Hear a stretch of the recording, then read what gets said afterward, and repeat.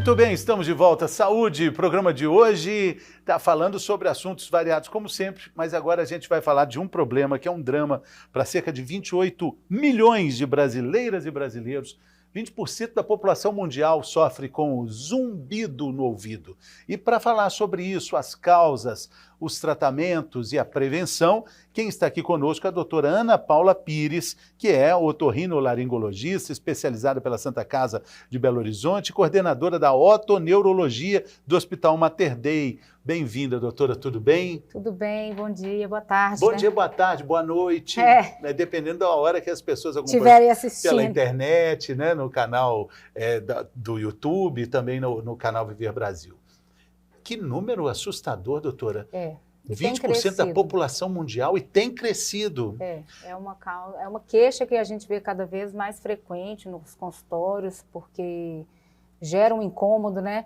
Muito grande, às vezes um transtorno na vida da pessoa, aquele barulho incomodando, e às vezes muito assustador, porque a pessoa não sabe o que está causando, de onde vem, medo de causas mais graves. Só dar uma explicação aqui para a nossa telespectadora, para o nosso telespectador. Quando a gente mergulha, fica com um pouquinho de água no ouvido, é um incômodo, né? Você fica querendo tirar, se tem alguma coisa que está no ouvido, a gente quer tirar de qualquer jeito. Agora, para quem não tem zumbido, está acompanhando a gente, o que seria? Ouvir um barulho, um zumbido, permanentemente, 24 horas por dia, né? Então, esse número que a gente fala, né, é um número que assusta, né, que tem muita gente, mas, na verdade, todas as pessoas, uma vez na vida, podem experimentar a sensação de zumbido. De ter um barulho no ouvido, que acontece, por exemplo, quando você vai num lugar muito barulhento. Fica perto de uma caixa de som. Perto de uma caixa de som. Ou, né, se é submetido a um estresse acústico, às vezes, trabalhador que fica em lugar barulhento, ele experimenta, mas à medida que o ouvido da gente tem aquele período de descanso, né, fica no silêncio, aquele barulho some. Essas pessoas, essa estatística que a gente dá é de gente que tem e aquele barulho não vai embora nunca mais. Então, a pessoa, os pacientes, eles descrevem como sensação de que tem uma panela de pressão, algumas pessoas descrevem como sensação de que tem uma cigarra ou um barulho de chuva. Ele é bem variado a descrição, mas o zumbido, o conceito de zumbido é você perceber um som que não tem uma fonte externa. Então, não tem um barulho ali no ambiente, não tem uma fonte externa, mas você está... a parte sua do seu córtex da audição, onde percebe o barulho, está escutando aquele barulho sem ter uma fonte externa. Que situação, né? Então a gente tem aí barulho de panela de pressão, aquele bem agudo, barulho de cigarra e um barulho de chuva. Pode ser agudo, grave, né? Depende. Tem gente que tem a panela de pressão? Não, tem gente que tem a percepção, às vezes, do barulho da chuva, né? Que é um barulho mais grave, né? De uma frequência mais baixa, ou o apito mais fino, um trem apitando, ou a sensação de cigarro. Incômodo do mesmo jeito. Incômodo, né? do mesmo jeito. Às vezes, o próprio zumbido gera um incômodo, e o próprio incômodo que a pessoa tem, do estresse que aquilo causa, faz o zumbido, às vezes, ficar com volume mais importante e gera mais incômodo ainda. Então, vai virando aquela bola de neve. Sim. E aí, a senhora está dizendo, né? É um barulho sem efeito externo. Então, não tem nenhum trem apitando, não tem nenhuma panela de pressão ligada, não tem chuva caindo, não tem cigarra cantando, mas você está escutando aquilo. A grande pergunta é, por quê? Então, a grande maioria das pessoas que têm o zumbido, elas, na verdade, têm uma perda de audição. Então, serve de alerta, né, para quem escuta o barulho, sempre procurar um otorrino, um médico que é especializado nessa parte de audição, para ver se aquilo ali não está, na verdade, significando que ela tem alguma alteração na via auditiva. Porque pode realmente significar uma perda de audição, mesmo que pequena, às vezes a pessoa não percebe a perda, que a perda é em algumas frequências só, e no dia a dia ela não percebe a perda, mas ela já percebe o zumbido, que é o grande problema que a gente tem hoje em dia com as pessoas escutando música muito alta ou com estímulo o tempo inteiro. Antes mesmo dela perceber que ela não está escutando, aparece muitas vezes o zumbido. Então, é uma coisa assim, que o zumbido, na verdade, ele não é uma doença, assim, não existe a doença zumbido. O zumbido é um sintoma de que alguma coisa está errada. E essa coisa pode estar na via da audição ou pode estar orgânica. Então, tem gente que tem alguns problemas de saúde com diabetes, hipertensão, doenças de tireoide, que se elas estiverem descompensadas, ela pode perceber esse barulho mais alto, que é como se fosse um estresse na via da audição. E é muito complexo esse sistema auditivo, né? Minucioso demais, né, doutora?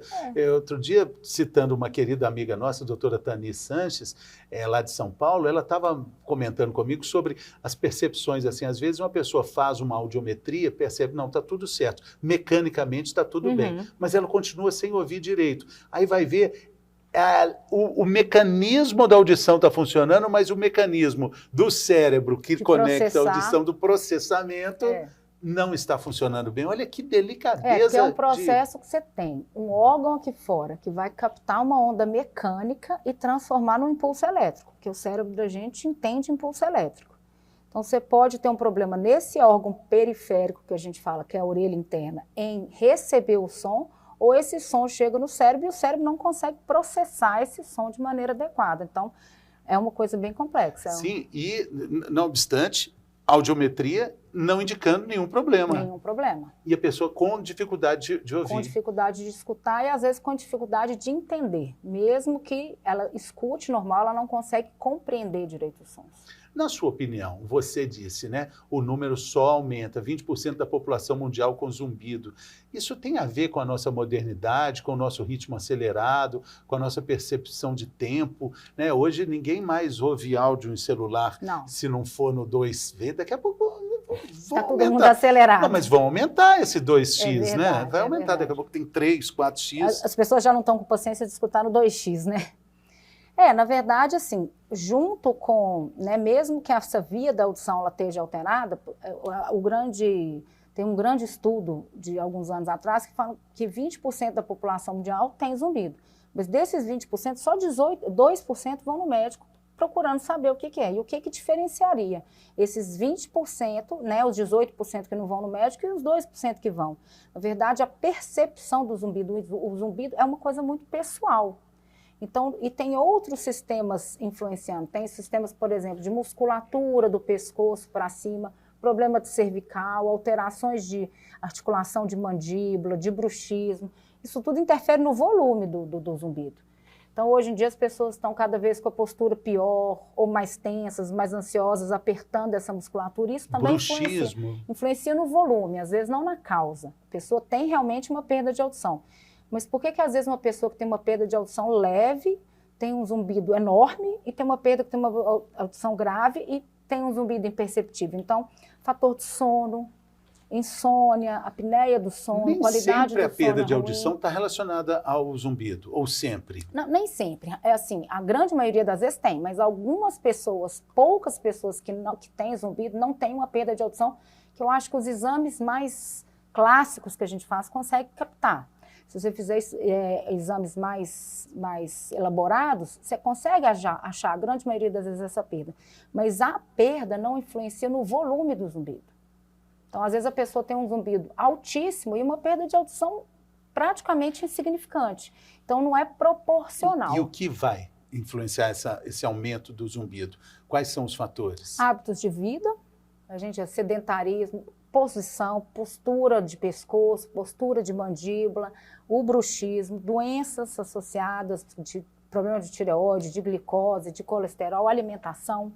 Então, alimentos hiperestimulantes, que tem muita cafeína, o pessoal tem tomado muito energético, pré-treino, açúcar, abuso de carboidrato, de açúcar, jejum prolongado, baixa ingestão de líquido, né, desidratação. Então, isso tudo influencia, efeito colateral de alguns remédios.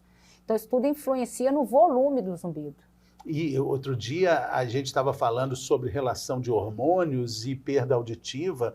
Testosterona tem alguma ligação com perda auditiva? Nossa, é muito complexo mesmo. E também né? essas reposições hormonais, às vezes muito assim. Tem gente que já tem a hipersensibilidade, paciente, por exemplo, que tem enxaqueca, né? A enxaqueca, por si só, ela já torna o sistema mais hipersensível. Então, do mesmo jeito que a pessoa fala, parece que eu escuto mais do que as outras pessoas, ela tem uma sensibilidade maior para perceber o zumbido também. E quando a gente fala de, por exemplo, labirintite, né, que está dentro da sua legislação, sua jurisprudência, né, doutora? A gente fala de equilíbrio, a gente fala de sentido de equilíbrio, que tem muito a ver com a questão emocional, né? Sim. Então, o ouvido também tem essa relação. Tem a ver. Aí, consequentemente, a gente pode falar que o zumbido também pode ter causas emocionais? Sim, também, se a gente for partir da ideia de que, por exemplo, uma pessoa talvez com alguns problemas emocionais, ela vai ter uma qualidade do sono ruim, ou ela não vai fazer uma atividade física de maneira adequada. Sei. E aí Por ligação vai levando, ali. ela às vezes não tem uma postura legal. Então, hoje em dia a gente vê assim, o sono entrou como índice de qualidade de vida, né, da ONU. O sono está uma das coisas mais importantes. Então, às vezes você tem paciente que você consegue controlar ele bem, não, mas o zumbido ainda está me incomodando. E aí você vai pesquisar um pouco mais a fundo no sono, tem uma apneia do sono, tem uma insônia, porque a apneia do sono é o que é? A pessoa fica com uma baixa oxigenação do cérebro enquanto ela está dormindo, porque ela não respira de maneira adequada. Então, caindo nessa oxigenação, as funções cerebrais ficam todas alteradas, não só o zumbido, mas também fadiga, né, cansaço diurno, sonolência, baixa produção. Então, para tratar zumbido, assim, todo mundo acha que tem, qual que é a fórmula, como é que nós vamos tratar? É um tratamento extremamente personalizado, tem que olhar... Então, essa é a próxima pergunta, como é que a gente vai tratar esse zumbido? Aí você tem que sentar com o paciente, ver todos os hábitos de vida, hábitos de atividade física, história de infecção no ouvido, história familiar de perda de audição. E como a pessoa lida com isso, né? Essa pauta foi uma sugestão da nossa queridíssima Bárbara, nossa produtora, linda, fantástica, calma, tranquilíssima. E eu fiquei muito surpreso que um dia ela falou assim, eu constantemente escuto uma cigarra cantando. Mas calma desse jeito, Bárbara. Calma. Não é só o estresse, Mãe, né? dedicada, a vida dela é um comercial de margarina e a cigarra cantando lá. Exatamente, então, não é a única coisa. Como é que vai acabar com essa cigarra? Que está aí no ouvido de 23 milhões de brasileiras e brasileiros. A gente tem que sentar e ver fator por fator. Tem alteração de mandíbula, tem alteração de postura cervical, tem a questão do sono, da insônia, mãe, tem a questão né? da penessa. Mãe! Se é aí mãe margarina, né? Tem as crianças que acordam, o menino está doente, leva para o hospital, não dorme direito. Então, a alimentação, às vezes, trabalha demais e tem pouco tempo para poder cuidar. Fica muito difícil. Ela é personificada, mas me deu uma boa notícia para a Bárbara. Tem jeito? Isso cura? Tem jeito? Se não, a gente assim, a própria Tani, que você citou, ela doutora mostra... Tani Sanches, querida amiga. Querida, ela cita vários resultados que ela tem, né, lá em São Paulo com tratamento, e ela fala que a grande maioria dos pacientes, eles têm uma diminuição muito grande do incômodo. Então, porque o cérebro da gente, ele tem essa capacidade de adaptar, né? Se a gente prestasse atenção em todos os sons, você não conseguiria conversar com alguém numa rua barulhenta, porque você ia prestar atenção no barulho do ônibus, no barulho do carro, em alguém gritando. É seletivo. É essa seleção. Então, é como se esses pacientes, por vários motivos, não conseguissem deixar de prestar atenção naquele zumbido, mas uma coisa involuntária mesmo, é uma coisa... então talvez um tratamento poderia ser diluir isso aí? Habituar, que a gente fala da habituação sonora. Então, depois que você organizou tudo, né, viu a parte de mandíbula, tem muito trabalho com fisioterapeutas, com pessoal que diminui a parte da musculatura, trabalha melhor essa parte que reduz muito. Depois que você eliminou tudo, a tendência do cérebro é habituar. Eu não gosto muito da palavra acostumar. A pessoa fala, mas eu vou acostumar, não. Você vai habituar. Aquele barulho, a partir de um certo momento, ele vai passar a não ser um barulho que vai te chamar a atenção. E aí, você vai viver a sua vida normal. Então, zerar, eu tenho alguns pacientes que falam, olha, esses dias eu tenho um paciente muito interessante, que esses dias ele voltou no consultório, ele falou comigo assim, doutor, agora eu não acho que eu não tenho um zumbido, eu tenho um pré-zumbido. Se eu presto atenção, eu vejo que ele está ali. Mas só se eu presto atenção. Então, eu classifico ele como um pré-zumbido. Já não é mais aquele zumbido que me incomoda o tempo inteiro. Outro dia eu vi uma reportagem sobre o chamado ruído marrom. Ruído, uma série de ruídos para aumentar a concentração disponível no Spotify, nas plataformas de áudio, para você ouvir e ter mais concentração. Eu olhei e falei, será que é alguma coisa em hertz?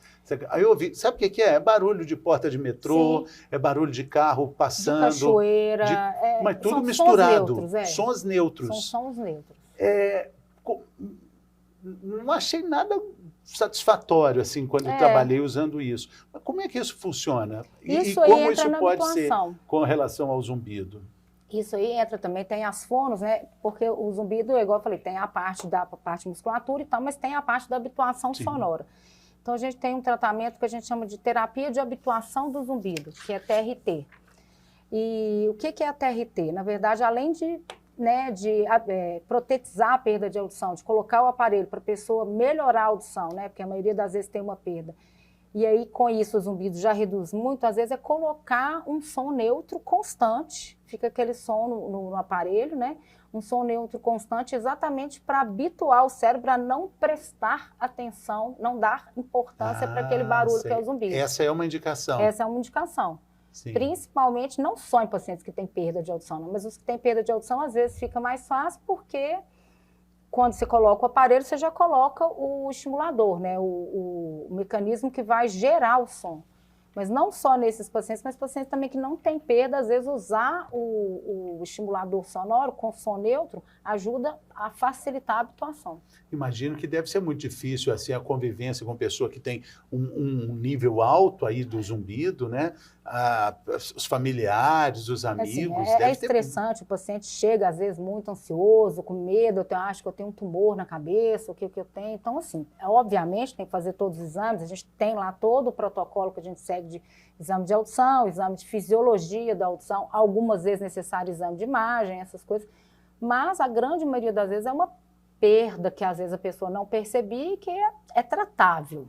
Sim, e a gente falou rapidamente do sono aqui, mas interfere muito, já que o barulho é 24 horas por dia. Claro, quando ele está dormindo, ele está desligado, não vai, supostamente não vai ouvir. Tem paciente que fala que não, que olha, o zumbido não me deixa dormir, mas a maioria das vezes é uma bola de neve, né? O barulho não deixa dormir, aí a qualidade do sono ruim deixa o zumbido mais alto. Então, você tem que ir tirando todos os fatores que interferem até chegar no que a gente chama de homeostase, né? Muitos pacientes perguntam, mas não tem cura? Eu falo, olha, tanta coisa que não tem cura, né? Diabetes não tem cura, pressão alta não tem cura, mas tem um controle. A gente consegue, a vida vai matar todo mundo. A gente consegue ter um controle. De 10 entre 10 vivos vai morrer, com certeza absoluta. Então, a gente consegue ter um controle para a pessoa ter uma qualidade de vida boa. Às vezes, quando ela, se algum momento da vida ela passar por um estresse, ou passar a dormir mal, ou descontrolar os problemas de saúde dele, ela vai perceber ele voltando a aumentar. Mas a gente tateando e cuidando direitinho. Meditação? Tani gosta muito, né? A Tani gosta muito do mindfulness, yoga, são aquelas... A meditação aí entra, já tem alguns trabalhos com acupuntura.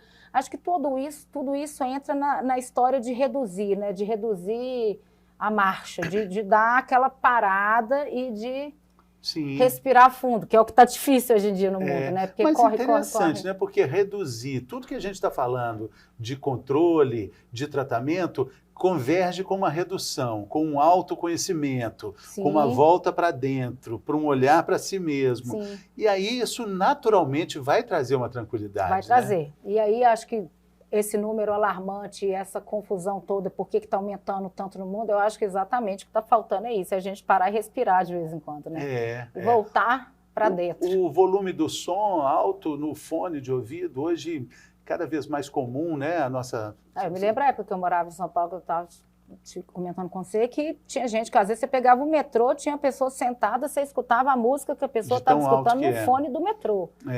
Então isso é um abuso, a gente orienta, porque cada vez mais a gente está vendo gente com menos idade aparecendo com zumbido.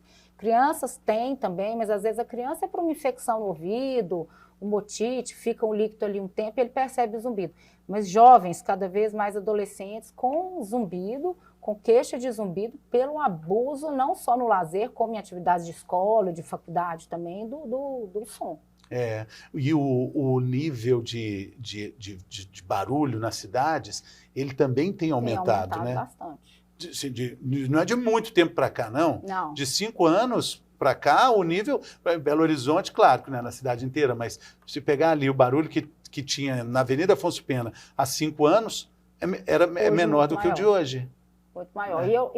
E a questão da pandemia também, eu não sei se as pessoas, como teve aquela confusão, que todo mundo ficou quieto dentro de casa e parou, talvez elas perceberam mais o zumbido, né? Ah, porque tem aí isso. ficaram em casa, às vezes as pessoas moravam, né? A pessoa mora sozinha, ia para o trabalho todo dia, o ambiente de escritório cheio de gente, não percebia. Aí passou a trabalhar de home office, sozinho em casa, então, olha, tem um barulho no meu ouvido. Às vezes ele já até está ali há mais tempo, mas como a pessoa ficou muito reclusa e muito sozinha, ela percebeu mais. Então, assim, a gente está vendo que não existe uma causa específica, né? Não temos... São várias causas. Várias né? causas, né? Multifatorial e o tratamento tem que ser totalmente personalizado. O que você faz com um para outro, às vezes, não serve. E para quem está acompanhando a gente aqui, tentando tirar algumas dúvidas aí sobre o próprio zumbido, Sim. que a gente está entendendo aqui também que o tipo do barulho e a intensidade, a altura do barulho também não vai definir ali o diagnóstico ou a intensidade, né, doutora? Às vezes, se for um zumbido pulsátil, a pessoa parecer um zumbido que pulsa igual o coração, leva a gente a pensar em alguma coisa mais vascular, mas não necessariamente. Não é bem o volume ou muito a característica dele, assim, tem vários fatores que interferem, então tem que passar por e é uma avaliação multidisciplinar. O otorrino sempre recebe esse paciente, faz a parte auditiva e daí vai delegando para a fono, para o físio e acompanhando esse paciente para ver o que vai se encaixar melhor. O pessoal da medicina do sono. Ah, sim, porque, claro, está tudo muito ligado. O sono está tomando uma força, assim, está lembrando muito, assim, quando se começou a falar sobre o intestino, né? O intestino isso, o intestino aquilo, tudo tem a ver com o intestino, e agora parece que está tendo uma tomada de consciência do que o sono é para a vida de todo dia, né? Pessoas que têm certeza que dormem bem, que não tem problema de sono, às vezes faz o exame está todo alterado. Todo alterado. Porque é uma coisa muito silenciosa, às vezes. Exatamente. Até a polissonografia, que é o exame para medir isso, está também alterando a forma de ser feita, porque ele é muito incômodo, né? Como é que faz aquele lá exame? todo amarrado. Mas já tem clínicas fazendo em casa, oferecendo para fazer em casa. Em casa. Que aí é mais real, né? Do que, é mais real e às vezes a pessoa tem dificuldade de locomoção também, ou a correria do dia a dia. A investigação do zumbido, então, passa por a gente sempre na anamnese, a gente avalia a parte do sono, avalia a parte de musculatura do pescoço para cima, avalia obviamente a parte da audição, mas a parte do sono... De hábitos alimentares também, hábitos alimentares, de atividade física, mas a parte do sono é tão importante quanto todas as outras. Sim. Então, a notícia interessante é que o tratamento pode minimizar bastante isso, mas alguns hábitos com relação à saúde do ouvido, eles precisam ser considerados. O problema do tratamento é o tratamento mesmo, né, multidisciplinar. Porque muitas vezes as pessoas dizem, não, eu quero o remédio que eu vou tomar, e eu vou tomar esse comprimido, e amanhã meu zumbido não vai ter mais. Aí a notícia é ruim, não tem. Muito difícil. Muito difícil, mas assim, a gente consegue resultados maravilhosos com esse acompanhamento multidisciplinar, mas depende muito também do engajamento do paciente. Tem uma fase da vida mais propícia para o zumbido? Como ele tem muita associação com perda de audição, né? Então a partir dos 50, 60 anos de idade, que é como a perda da idade vai aparecendo, e agora cada vez mais novo, é mais comum. Mas é igual eu te falei, a gente tem criança, né, por causa de infecção, e tem jovens cada vez mais cedo por causa de abuso de som. Abuso do som, porque o som alto. Temos alguma referência de som recomendado para ouvir? Tem uma escala que eles falam que assim, 85 decibéis você poderia escutar 8 horas por dia. E a cada 5 decibéis que isso sobe, você vai reduzindo não proporcionalmente, né? Mas, por exemplo, 90 decibéis você já poderia escutar só 5 horas. Então, e é muito alto, né? 85 decibéis é muita coisa. Mas se você for pensar que às vezes essa criança, esse adolescente ou mesmo adulto trabalha em reunião o dia inteiro no computador, ele fica 8 horas com som no ouvido. Pois é. Não, e muitas vezes a gente anda pela cidade com um som alto no ouvido, sem lembrar que a gente está perdendo um sentido de defesa. Sim. Hoje em dia os relógios, alguns falam, né, ambiente ruidoso, ambiente ruidoso. Tem celular que fala assim, ó, o telefone, o volume está alto. Mas todo mundo fala, não está não, é pouco tempo. Eu já vou abaixar. Puxa, você está ali, ó, tem carro passando, tem gente cruzando o seu caminho, você precisa da audição para se orientar e se proteger. Não precisa sim. E prevenir é melhor do que remediar, melhor do que isso é andar de bicicleta ouvindo fone de ouvido. Aí não, aí né, é Não muito dá para risco. escutar. Corrida também na rua, né? Com muito cuidado, então. Porque é inevitável usar o fone, né? Mas prestar atenção do fone ficar pelo menos um pouco mais baixo do que o ambiente externo, até para se proteger. Tá né? bom. O exame de audiometria, ele deveria fazer parte da... Sim, em exames de trabalho, rotina de trabalho, né? Para medicina do trabalho, ele é feito Sim, anualmente, né? Mas, de uma forma geral, a gente deveria fazer uma vez por ano, eu né? acho que dependendo a partir de uma certa idade, mesmo sem queixa, para poder olhar, né? Porque surpreende. A medicina do trabalho usa muito, principalmente em lugares que o trabalhador é exposto a ruído até para controle, né, da medicina do trabalho. Mas fazer uma audiometria, cuidar da saúde do ouvido e verificar essas coisas deveria ser uma rotina. Sim. Doutora Ana Paula Pires, muito obrigada. Ana com 2 N's, Ana muito com chique. 2 N's. Isso mostra que a pessoa é de Montes Claros. De Montes Só Clarense. de Montes Claros, a Ana com 2 N's. Cidade maravilhosa, quente, maravilha. Quente. Olha, um grande abraço para Montes Claros, cidade que eu gosto muito. Muito obrigado, doutora, pela presença aqui. Eu que agradeço Sucesso, pela oportunidade. Tá? Valeu, grande Tchau, abraço. tchau. E a gente fica por aqui hoje. Hoje acabou o programa, amanhã tem mais, quer dizer, voltamos. Ficamos por aqui, mas também voltamos por aqui. Olha o nosso WhatsApp aí, 997915990. Manda um WhatsApp pra gente falando o que você... Peraí, doutora. Desculpa. Não vai embora não, deixa eu despedir do povo. Vamos despedir. Aí, dá o tchau Montes lá. Clarense com pressa. Montes Clarense com pressa. Comeu piqui, né? Vou comer um piqui. Até a próxima, pessoal. Tchau, tchau.